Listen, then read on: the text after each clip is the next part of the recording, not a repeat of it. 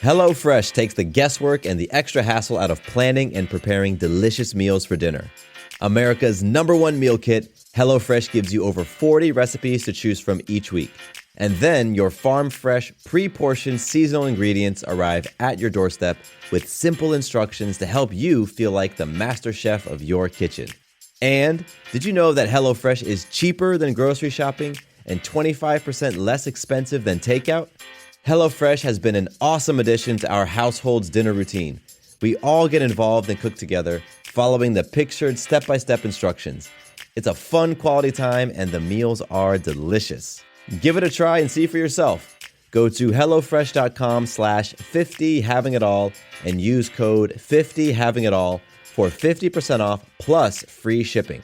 Again, to get 50% off plus free shipping, go to HelloFresh.com/50havingitall and use code 50havingitall.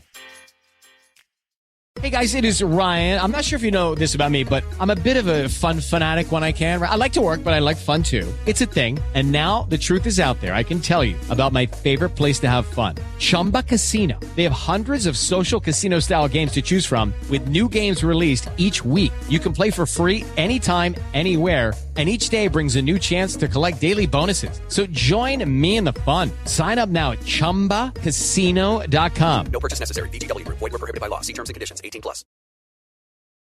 Hey everyone, Matthew Bivens here. And before we jump into today's episode, I wanted to tell you about a free new tool that I've created to help you experience more abundance and love in your life. The tool is called the Abundance Benchmark. And you could get it, again, for free right now, right this second, at MatthewBivens.com. Now, the Abundance Benchmark is all about feedback. It's going to give you powerful insights into how you're showing up in 6 key areas of your life: faith, family, friends, fitness, finance, and fun. Now, here's the heavy part. Neglecting any one of those areas or doing the opposite and overextending yourself in any one of those areas leads to feelings of being incomplete, unfulfilled, overwhelmed, out of touch, and just a general feeling of lacking or depression. And none of those feelings jive with creating the life that you were meant to live.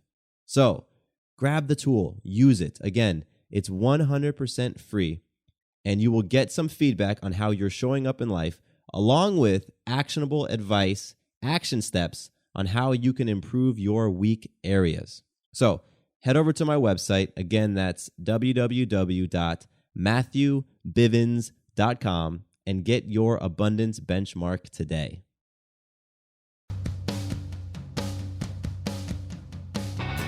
Welcome to Having It All. My name is Matthew Bivens, and each week I bring you conversations and insights that explore the question, what does having it all mean to you? My goal is to leave you with stories you can relate to and messages you can take action on so that you can create an abundant, loving life. I am so excited that you're here to hang out with me today. Now, let's jump right into this episode. My guest today is Tripp Lanier. Tripp is the host of the podcast, The New Man, Beyond the Macho Jerk and the New Age Wimp. And I just freaking love that title so much. On his show, Tripp talks about the male experience in today's world. Tripp is also a coach where he helps smart, forward-thinking people do 3 things: create amazing relationships, focus on what matters, and do what makes a difference. When he's not interviewing inspiring people or coaching his clients, Tripp can be found hanging out with his wife and daughter, surfing, making music, and simply enjoying life. Tripp, I love everything about what I just read about you, and I want to welcome you to the show today. Thanks, Matthew. I'm glad to take a break. I was in the process of a bunch of Monday morning monotony, so I'm glad we get to have this conversation. Very cool. Well, this first question will actually be a very relevant one then. How are you being today? How am I being? I'm having fun now. I enjoy this part. This is good. I was on the phone with like some airline stuff like right before we called, and I was like, "This sucks. This isn't fun." So my beingness was pretty frustrated at that time. So I'm really happy to be having this conversation though. That's awesome. That's awesome. And that's honest, right? I mean, sometimes they do stuff that just isn't fun. But yeah, so thank you, Tripp, for hanging out with me today. I'm excited for our conversation. And really, I'm fascinated by your story and your journey because the chapters of your life, at least from my viewpoint as I understand them, are so very distinct. I think they are marked by something very profound and they are inspiring. So just to kick this thing off, can you start by sharing your story with us? Well, where do you want to dive in? There's a lot of stuff here, so get specific. All right. Well, how detailed are you willing to go? Let's go. Let's do it. Let's go. Cool. So I downloaded your ebook earlier today, and in your ebook, you share about a family tragedy that happened in your life when you were about 13, and how that you carried some of that weight with you. So let's start around there, around that point in time, and talk to me about how you were experiencing life after that tragedy, and we'll just move from there. Yeah, so you're speaking about my mother took her own life when I was 13, but I don't, it didn't impact, well, it didn't really rear its head. That event and that loss didn't really rear its head until I was well into my 20s. Mm. And I just realized that I was basically emotionally constipated. I was feeling I wasn't very open to new ideas. If I look back on it, wasn't very curious about the world. I wasn't very open to how other people did other things. I just was in this like, this is how it's done and this is how it is. And I started noticing that my life was feeling smaller and smaller. And I think I felt like an old man in a certain way. I felt like an old man in a certain part of my 20s that I was like, wait a second. I thought I'd want to have more of an adventure. I'd want to try more things. But in reality, I was just trying to control. I was very scared. And I think a lot of it was just because I was scared of my own emotional world.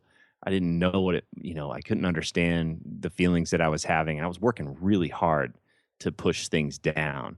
And so my life was consequently really, really small. Mm. And so I remember reading in your ebook, you talk about the mindset and how there's something like the mindset that we adopt is so powerful. It's so important in how we end up viewing life and experiencing life, and how many of us are never taught about that concept of mindset. So when you talk about playing small, when was it that you shifted from playing small and having that particular mindset that was just keeping you limited to one that opened your eyes a little bit more and opened up your awareness a little bit more? HelloFresh takes the guesswork and the extra hassle out of planning and preparing delicious meals for dinner. America's #1 meal kit, HelloFresh gives you over 40 recipes to choose from each week. And then your farm-fresh, pre-portioned seasonal ingredients arrive at your doorstep with simple instructions to help you feel like the master chef of your kitchen. And did you know that HelloFresh is cheaper than grocery shopping and 25% less expensive than takeout? HelloFresh has been an awesome addition to our household's dinner routine. We all get involved and cook together, following the pictured step-by-step instructions. It's a fun quality time and the meals are delicious. Give it a try and see for yourself. Go to HelloFresh.com/50havingitall and use code 50havingitall for 50% off plus free shipping. Again, to get 50% off plus free shipping, go to HelloFresh.com/50havingitall and use code 50havingitall. With the Lucky Land Slots, you can get lucky just about anywhere. This is your captain speaking. We've got clear runway and the weather's fine, but we're just going to circle up here a while and get lucky. No, nothing like that. It's just these cash prizes add up quick. So I suggest you sit back, keep your tray table upright, and start getting lucky.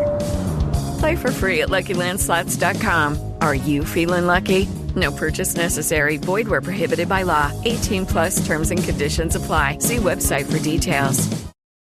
Well, the thing about growth and transformation is that a lot of times if you don't heed the call, if you don't, our personal nature, there's a thing within us that's pushing us. It's saying, come on, grow, expand, and grow. Try this, try that. And if we ignore that, oftentimes something else comes along to help us along. There's a swift kick in the ass from the world that comes along. And I was ignoring that call to grow. I was ignoring that call to own my experience. And so I went through what seemed like kind of a pretty small deal, a breakup at the time, but it just pulled the rug out from under me. My whole life triggered all this stuff that I never dealt with earlier. And it was through that process that I just went down this hole and finally finally felt all the things that I've been trying to push away. So it wasn't like I went out and grabbed all these books and said, you know what, I'm going to grow. I'm going to do this. Yeah. It was it was a sucker punch. And it wasn't even at that time. I didn't see it as growth. It was like, this just sucks. And I want to make sure I don't have to feel this. I was still fighting. It was like, this is not fun at all. And I'm always amazed when people kind of glamorize the transformational process, because it can be really painful and really scary if you don't have a context for it. If you don't understand what's going on, it's really hard. So it wasn't until I got back on my feet that I could look back and say, well, what the hell was that? What caused me to just basically go within, and I didn't, like, I lost like 30 pounds, and that wasn't like, oh, I think I'll lose a few pounds. Like, I couldn't eat. I was so depressed, and I wasn't depressed anymore. I was actually just crying a lot, like just really sad and uncontrollable. I felt like I couldn't go out in public. I'd be driving down the road, start crying to go to the grocery store, and it just, something would hit me, and I was like, my God. And I was like this kind of posturing tough guy. And so to be on the other side of this and be like, oh my God, there's something wrong with me. There's something really off. And I had professional help at the time, and it was great to help me understand what was happening in my life. But it wasn't until I got on the other side of that a bit where it was like, well, what the hell was that? What just happened? And I think on one level, I wanted to understand it because now I was curious. But on another level, I was like, I want to make sure that never happens again, because that sucked so bad. So yeah. Go ahead. Now, how old were you when you went through that? I think I was around 26 or 27. And it was in that year. I didn't date for a year. And that was really powerful for me. I think I was a person that couldn't be alone. And so I would actually choose to be around people that just didn't really serve me. Some of my friendships just weren't that powerful and weren't really serving me. So I would choose certain things in order to avoid my own discomfort being with myself. And I it's an easy thing to do when we're in our 20s. We can get really kind of like attached to our community and we define ourselves through our community. But I was going through that year and just choosing to be alone and not being afraid to be alone gave me a lot of confidence. And what did the rest of your life look like? So you were experiencing this emotional, this mental sort of confrontation with the things that you hadn't faced in your life when you were a young teenager. So you were dealing with those things on that level, but what was the other parts of your life looking like? Like, what was your career looking like? What was the job that you were in? What did those things look like? I was really fortunate that I had a small business at that time. I was in video production, and I was very fortunate that was running well. And it was also during the kind of the lowest part of whatever I was going through. I had the most money I'd ever had in my life, and it was sitting in a bank account. And I realized that no amount of money that I had was going to make the feelings that I had go away. And that was a really profound lesson too. It wasn't like, oh, I'm feeling this way because of my job, or I'm feeling this way because I don't have enough money. I'm feeling this way. It was really powerful to be like, okay, this is interesting. I've got all this money sitting in a bank right now that I've worked and I've made happen, and it's not going to make this go away. I've just got to do this work. I've got to go through it. I've got to allow myself to heal. So I'm really glad that I had that experience early on, because unless we've had that, it's really easy to just look around and be like, well, of course I feel like shit. I don't have this house, or I don't have this money or this status or whatever. We place our experience on the other end of having something. Absolutely. I think a lot of us can relate to that. I mean, that comes up all the time, that it's, your happiness isn't contingent upon what you have. But while you were going, in your mid-20s, were you chasing after those things? Were you, really focused on creating a business that was thriving? Were you focused on, having the garage full of nice cars and having the nice house? Was that sort of what you had your sights on? That wasn't so much it. I was more focused on freedom. I was more focused on lifestyle. Mm. It was years before Tim Ferriss wrote the 4 Hour Work Week, but I was more focused on, okay, how do I design something so I don't have to work a lot? How do I design something so that I can go surf or I can go play music? And I always just looked at it like, well, how much money do I need? I was broke all during college, so I don't need a whole lot to do this and to be happy. And so I didn't really go after, okay, let's go make a ton of money. That wasn't it. And I made good money, but that wasn't really it. For me, it was creating time, creating freedom of to spend the time the way that I wanted. That was far more attractive, and still is to this day. What I find so fascinating about that part of your story is that, you just said that you weren't chasing the big career, the big fancy job, which I think a lot of people are. I mean, I think there's people out there that totally understand what it's like to be very career focused. But for you, you were going after that freedom. You were going after the lifestyle, and some of the things that came along with that were the job that the business that were thriving, was the money in the bank. But still, you had those things, you experienced that, and there was still something missing. There was still something that wasn't settled. Right. After that period of where I finally allowed myself to grieve and go through all that stuff, there was more of my life was coming into alignment. I suddenly knew what it felt like for things to be out of alignment. Most of us most of us are walking around and we're really far out of alignment, and it's just like, this is just how it feels. But once I got a taste of, oh, this feels much better when I align my values with how I'm working. This feels a lot better when I align my values with the people I spend my time with, and how I spend my time. That feels better and better. I felt more of a sense of wholeness. Now, I didn't know what to call it at the time, but it just felt right. As a musician, it feels, you don't have to be a musician to tell that a guitar is out of tune. It just sounds like shit. Yeah. And but you play a couple of strings and they're out of tune each other. You just but you tune them up. It's like, oh, that's much better. Well, why not tune all the rest of these strings? And so that's where I started to realize that I had some more tuning to do. I wanted to experience more of that. It's kind of hokey, but harmony. That sense that everything was aligned up and working together. That the wind was at my back instead of feeling like I was struggling against it. Now, I imagine that with the people that you coach, you just mentioned people walk around being out of alignment, or so far out of alignment that it may almost feel normal, or they may not know what it feels like to be in alignment. So, like, what's one of the first things, this is me asking a question because I'm curious, what's one of the first things that you do or talk about with the people who are just so freaking far out of alignment that making any inch of progress in the opposite direction is progress for them? Like, how do you get them to get that first little movement? My job is not to get them into that first little movement. I don't know if anybody's really coachable until they've had some kind of event that jars them into a place where they say, you know what, I'm done with this. So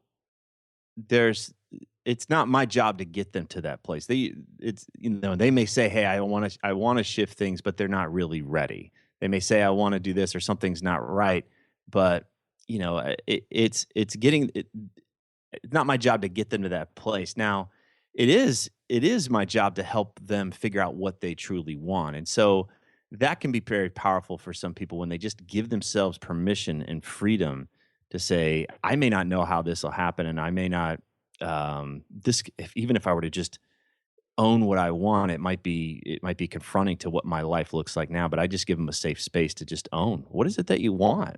If you had no idea how it would turn out, or how you could do it, or if you knew everything was going to turn out okay, what's the life you'd want to have there? And that joy, usually there's a joy and a relief that comes from that place. And then there's usually a contraction too. It's like, oh my God, I can't possibly do that. I talk about that in the ebook, right? It's one thing to say, yeah, this is what I want. I have this clarity. And then there's another to say, oh my gosh, but could I actually really go out and make that happen? And some of us might spend years of our life having that clarity of what we want, but never going for it.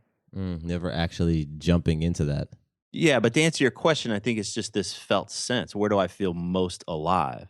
Where do I feel most free? Where do I feel a guy may not say this, use this language, but like where's my heart most open? Where do I just feel like it's just easy for me to be there? And when they get a taste of that, then their struggle starts to stand out more and more. Yeah. Well, it's funny. I like how you just said a guy may not use this language, and you talked about heart, because in one of the very first podcast episodes of yours that I listened to, it was about mission and purpose. And by the way, I'm going to link to that in the show notes because I think it's a fantastic conversation that you have with one of your clients. And you talk about love in that. And I appreciated that because I think just being a man, love and heart and feelings, things like that are not topics of conversation typically amongst men. And they're not things that I ever remember personally being taught to acknowledge. So is that something, I have to imagine it is, that comes up with your clients a lot, the people you coach, just acknowledging their heart and acknowledging that they are people who at the core just want to experience love in life? Yeah, it's always fun to just like to coach them through the process where they arrive there. Instead of pressing it on them. Like, you realize that the whole reason why you're on this planet is to love and live fully. Like, they're like, fuck you, I'm supposed to make a lot of money, and I'm supposed to be somebody important, and I'm supposed to be better than those jackasses in high school. Like, that's what they think their purpose is. But it's always great that when they arrive at that place on their own and just say, I just feel like I'm here to live with self-acceptance and to love myself fully and love others fully. Well, isn't that cool? Nice. Right on. It's a lot easier when they arrive there for themselves, and it's a lot more powerful when they do. Yeah. When they realize that that's what they're really here to do, and then the rest of the stuff they can just get out of the way. Talk to me about that. Talk to me about that being the thing that we're really here to do, because that was an eye-opening thing that I heard in the podcast episode of yours that I listened to.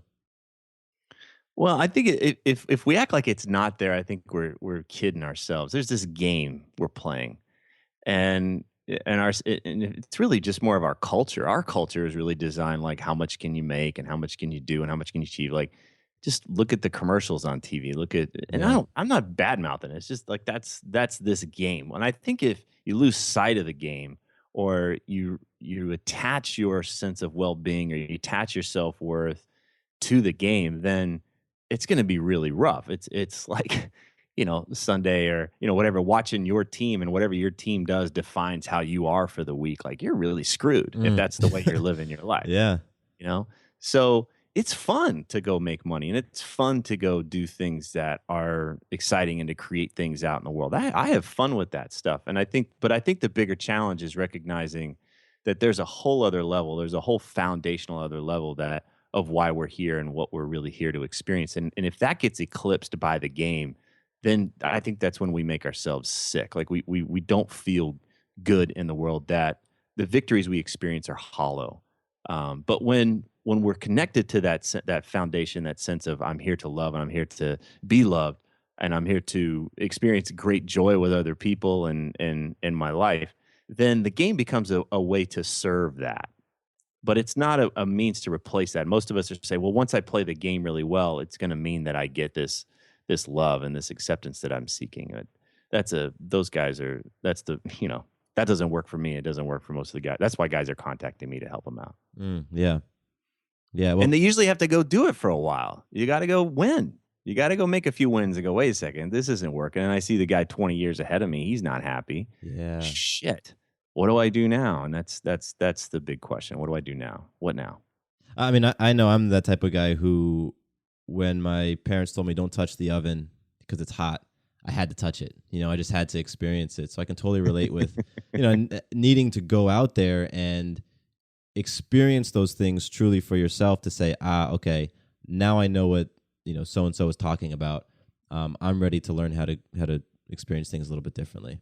Yeah. And I think it's fun. I think it's part of it. But what I notice is there's a lot of the savviness of the younger generations to look ahead and say, all right, I don't just have to, like the generations before, just plod along behind them. There's some things that aren't working. There's a lot of really miserable people here. and they're doing things quote unquote the right way, right? They're checking the boxes and they're still on antidepressants or anti-anxiety medication. So what the hell's going on here? Why I want to course correct here. I want to find a different way. And I think that's really savvy. I think it's really smart. And it's great to just be able to recognize that you have a choice. Mm. Let's talk real quick about your podcast. And I want to begin with the name of your podcast. It's The New Man, Beyond the Macho Jerk and the New Age Wimp. And in the title of your podcast, you really set the stage for a new paradigm of what it means to be a man today. So what exactly is beyond the Macho Jerk and the New Age Wimp? That's been the whole point of the conversation. That set the banks of the river there, that we were going to explore what was beyond that, a lot of us were tired of the. I'd been both of those things, and nobody wants to be the macho jerk or the new age wimp, right? Nobody's like, hey, wait a second, I'm a card carrying new age wimp here, back off. This is the way to go. Yeah. But I'd been that guy, when I was living my life and trying to control and manage everything. I was this tough guy, and this macho kind of jerk in that way, and that wasn't satisfactory to me. And then I even went through a period of like totally losing my balls. And as I, learned all about this new age spirituality stuff, and that didn't work. I was like, this sucks too. So it was that personal thing of like, well, wait a second, what's beyond here? How do I have my brains, use my own sensibility? How do I have some balls too, and some spine, but also have a heart? How do I also care? And I think that's the hardest part. We're really good at being powerful. But at the same time, it's really challenging to bring some heart into that. And for a lot of guys, it's a real challenge, just even in terms of sex, to integrate their heart into their sexuality. From a very early age, they were masturbating and basically just wiring their fantasies to their dick. So it was this really hard thing. Well, no pun intended, but it was really challenging for them to say, oh, well, if I really love somebody, I can also be sexually aroused. And so, it was just to be into that conversation and explore it, because there weren't really any archetypes for that. There were plenty of examples for either or. And so it was just about having fun. Let's go see. That's powerful. I mean, I'll be honest. I'll be transparent here. I was definitely the guy who grew up watching porn on the internet, and so many now as I'm older in life and as I've become more aware of things, I realize how that wired me and helped create these scripts for how I viewed sex, how I viewed relationships, how I viewed women, how I viewed my role in all of it. And it's just been a fascinating journey for me, and a process for me to really undo some of that wiring and recode some of those beliefs. Yeah. And you're doing it. You're on it. Oh, well, I think that's why I really enjoy your podcast and love just the title of it, because we all have parts of us that I think come out as the macho jerk, and there are other parts of us that can relate with the new age wimp. But there really is something beyond that, and I think that's important that you're exploring that and you're having conversations around that. Yeah. Thanks. Powerful. Grand Canyon University makes earning your degree possible with over 130 academic programs for traditional campus students, with more than 80 bachelor's programs offered online. GCU provides you with the personal support you need, from complimentary unofficial transcript evaluations within 24 business hours to scholarships, academic support, and your GCU graduation team, led by your own university counselor. Find your purpose at GCU. Private, Christian, affordable. Visit gcu.edu. Judy was boring. Hello. Then Judy discovered ChumbaCasino.com. It's my little escape. Now Judy's the life of the party. Oh, baby, mama's bringing home the bacon. Whoa, take it easy, Judy. The Chumba life is for everybody. So go to ChumbaCasino.com and play over 100 casino-style games. Join today and play for free for your chance to redeem some serious prizes. ChumbaCasino.com. No purchase necessary. Void where prohibited by law. 18 plus terms and conditions apply. See website for details. So I'd like to read some things from your articles and from your ebook, and just have you riff on them for me, because I think they're pretty powerful lines that you wrote. And I'd just love to get your thoughts on them. How's that sound? Sure. Cool. The first one is, if you don't like your options in life, chances are you're ordering from the menu. Yeah. Yeah. So what does that mean to you?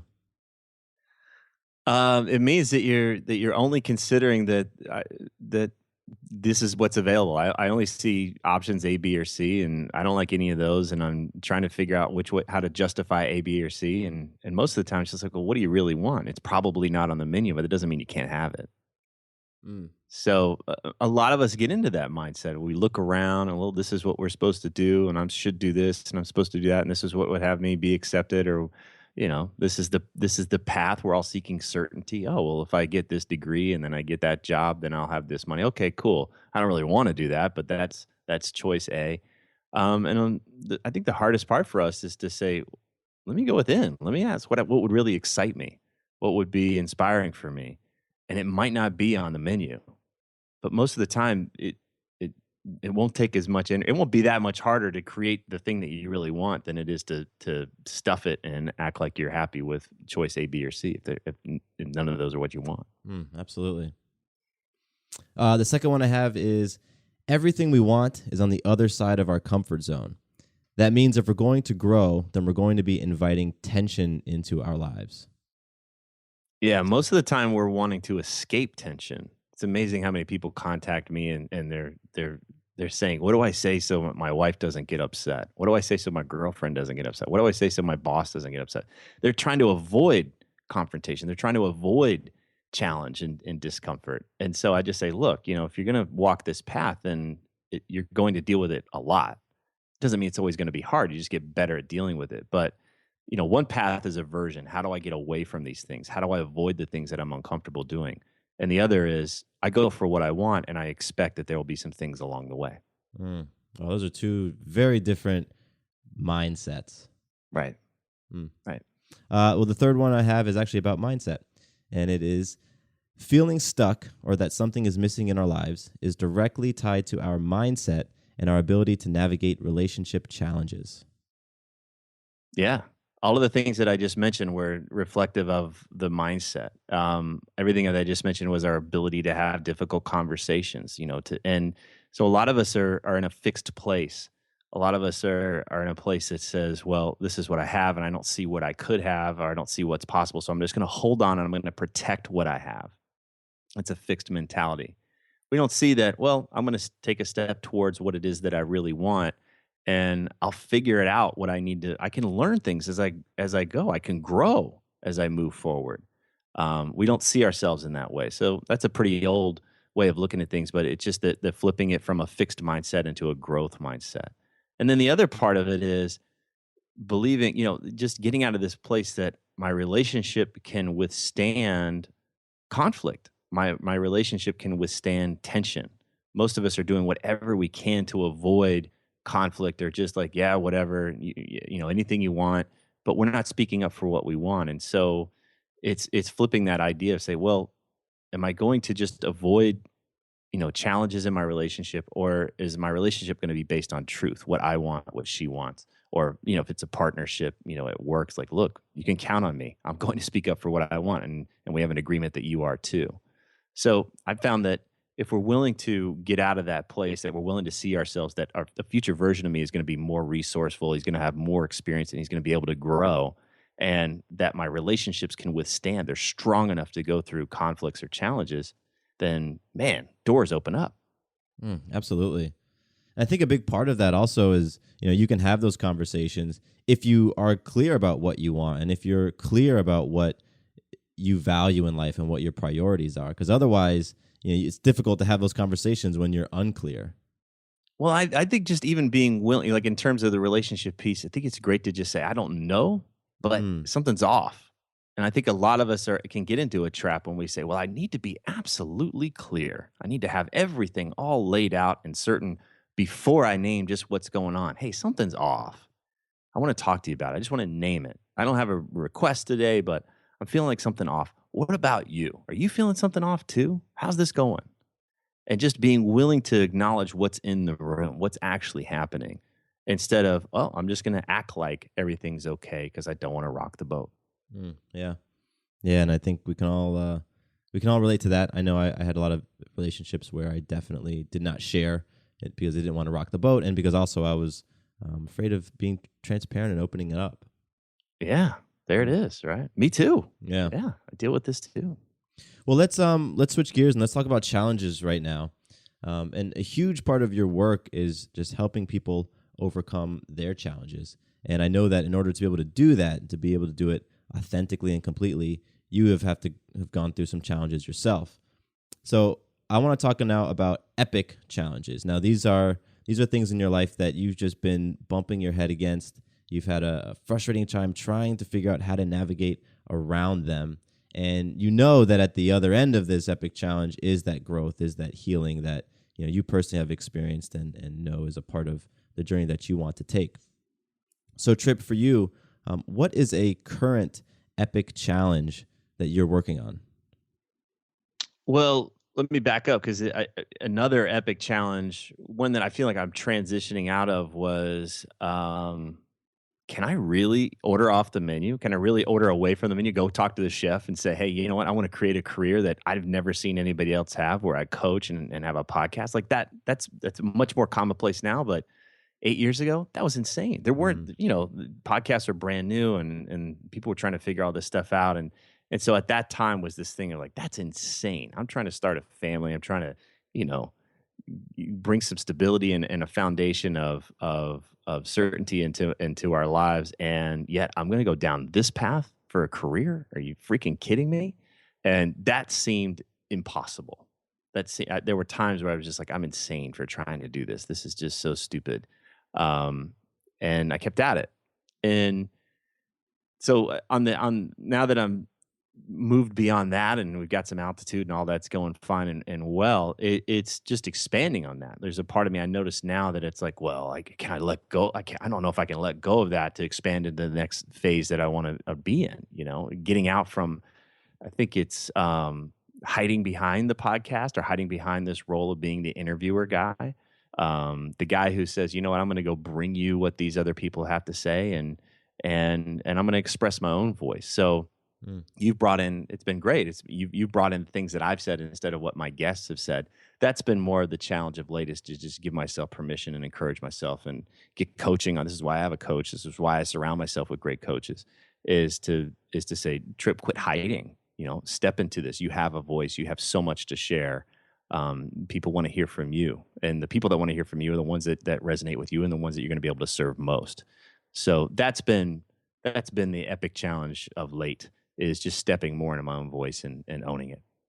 And it sounds like you've surrounded yourself with coaches who've helped you to, step into it, as well as a support group. Are there any other things that you're doing intentionally to help you to move through this challenge? Oh, I think it's just embracing that desire and remembering. I think it's so easy when we face a challenge to forget the challenges we've already gone through. And to remind ourselves, it's just so easy, like with whatever the challenge that's in front of us, to be like, oh man, this is the big one though. This is the one that's just going to squash me and I don't think I can do it. It's like, well, wait a second. Let's look back. Let's look at all the things that I've been through before that I didn't think I could do, and look at how it turned out.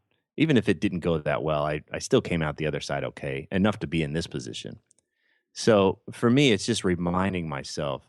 It was helpful to go back and write that book and to see some of the challenges that I had in my life, and they seem to pale in comparison. I mean, what I'm up against now pales in comparison to some of the things that I've been through in my past. But it's just so easy to forget about it and file it away and be like, well, that's the past. But we can't live in the past. But it's great to just remind ourselves and to live in the story of like, I'm someone that overcomes my challenges. I know how to do this, and if I don't know how to do it, I know how to get help to do this. And I just find that far more empowering. So that's a big thing. I could get tripped up and want to get stuck and just stay there and wait for certainty or wait for the right thing to come along or the sure thing to come along. But it's great to remind myself, like, okay, I've gone through some difficult things. And I think for anybody that's out there, if you're listening to this and you've been through something difficult, you've faced it, build on that. Build on that as part of the story and grow that. I love that. So just to do a real quick recap on that, because I think that was powerful what you said. You've sought out coaching, so you yourself are a coach, but you recognize the power of coaches, so you have a coach. You also have a community of people that support you in your greatness. You remind yourself that you've gone through challenges before, and no matter how huge they seemed, you always came out on the other end. Otherwise, you wouldn't be sitting here right now. And you've just embraced that desire, that thing that's lit you up, and just trusted. I intuited that you trusted in what you were creating and trusted yourself to be able to move through it all. Yeah, I think our brains are wired like cable news. You ever think you're going to turn on the cable news, like regardless of what it is, like they're not going to be like, well, we don't have any story. Like we're all good now. It's like, no, there's always a lead story. There's always some drama that goes right in that front spot and kicking off the hour now and so and 18 million. It's like, and it's always the worst freaking thing, right? And I think our brains are wired like that to seek, like, oh my gosh, I'm in real time and here's the big story in my life, and we're waiting to get to this place where there's no more story, where we're done, we're exonerated. And I think that, this idea of having it all can be a trap in that way. Like one day, once I have it all, I'll be good. I'll be done. But it's on the other end of this thing. It's out there. And I think if you just recognize there's always going to be a series of challenges in our lives. So how do we respond? Do you respond in an empowered way and say, okay, I've been through this before. I've been through versions of this, and I can do this. This is part of life. It's not a resignation like, but I just hate to see people say, you know what, one day I'll be done with all this stuff. Well, you will when you're dead. Yeah. But I that part, waiting to live your life, waiting to love fully, waiting to give your gifts, waiting to do the things you love to do. Once you've got all these challenges taken care of, that's the trap. We don't want to avoid that. Absolutely. Well, you mentioned having it all in that. So what does having it all mean to you? I don't know. That's such an interesting phrase. When you sent me your email, and I was like, man, I just haven't heard that. I remember 30 Rock, the TV show, and there was like Tina Fey was trying to have it all. When I try to have it all, when I look at it from that perspective, there's a sense that there isn't all, like there is a win. It's a real achiever mindset. And when you and I started talking today, I like that you just equated it more to a certain kind of mindset or approach to life. So I'm more aligned with that what is it that I'm doing to feel more free? What am I doing to create more love in my life? What am I doing to has me feel lit up and alive? And what gives me great peace? And it's not about how much can I do. In fact, I found it more challenging to just say no more, to create that space and to give myself that freedom instead of, okay, how much more can I take on? Because once I have this all these balls up in the air, I'll be happier. That's a nightmare for me, trying to juggle too much. So simplicity, absolutely. That's beautiful. That's awesome. So Tripp, as we come to a close here, I'm curious, what is something profound about yourself? I know you've learned a ton of things, but what's something that stands out that you've learned about yourself along your journey that you didn't know before? I think that I'm only limited by my imagination. I think that's that the only limitations that I have are just like mindset related. If I really want to create something, it just comes down to the only thing that's in the way is how I'm viewing my world and how I'm viewing my life. And so anytime I feel frustrated or struck, that's been profound as I recognize, okay, this is only in my head. This is only in my head. If there's something I can create the resources, I'll figure out how to make this work. I'll, knock on the doors if I need to meet the right people. Like that's been the most profound thing I believe, is just realizing I'm the biggest thing that gets in my own way, which means on the flip side, I'm the most powerful thing in my life. Powerful. That's one of my favorite words, powerful. That's awesome. That's awesome. So, Tripp, thank you so much, man. Before we wrap everything up, I want to give you an opportunity. Is there anything that you'd like to inform our listeners about? Promote anything like that? I think the podcast is a great place to start. You can find the podcast, The New Man, on iTunes. You can find it on YouTube as well. We've got some episodes on there. Dive in there. If you want to read the book that you've mentioned here, you can find it at tripplanier.com, TRIPPLANIER.com. But yeah, just go and enjoy the podcast. And they've been changing people's lives for years, and just dive in there. And they're free. You don't have to do anything. Just go listen. Awesome. And if there is anybody listening who does want to take a step forward with coaching, how can they get in touch with you, or where can they learn more information on that? You can learn more information at tripplanier.com, TRIPPLANIER.com. I work with individuals all around the world, and then I also put together a few groups. There's just such a power of having a band of pirates that go out and kick some ass and do really fun stuff together. And I think I probably have the most fun doing that, working with the groups. Very cool. Very cool. Well, like I said earlier, I will have links to your podcast, your website, the ebook, all that stuff in the show notes. And with that, Tripp, thank you so much for being my guest today. I really appreciate you and just coming here, sharing your wisdom, sharing your experience. There was a lot of amazing insight in our conversation. So thank you so much, Tripp. Thank you, Matthew.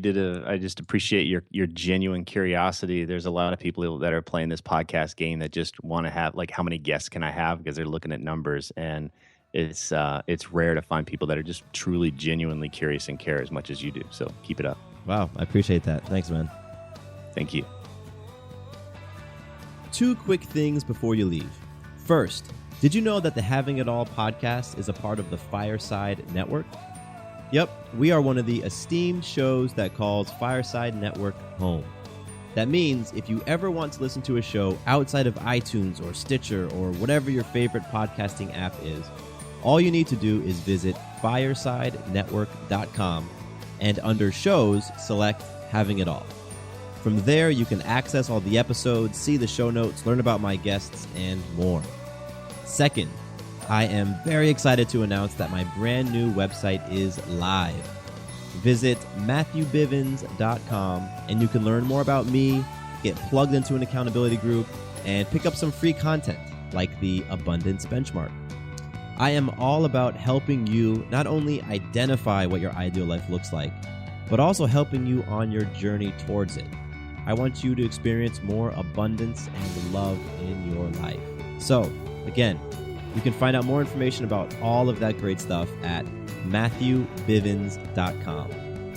Thank you once more for listening to the show, and here is to you having it all.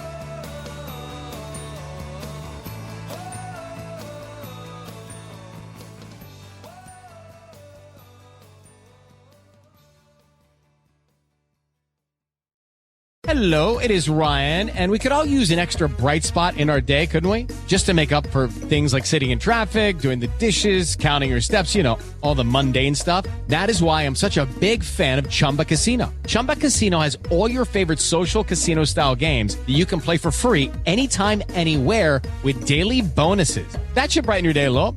Actually, a lot. So sign up now at ChumbaCasino.com. That's ChumbaCasino.com. No purchase necessary. VGW Group. Void where prohibited by law. See terms and conditions. 18+.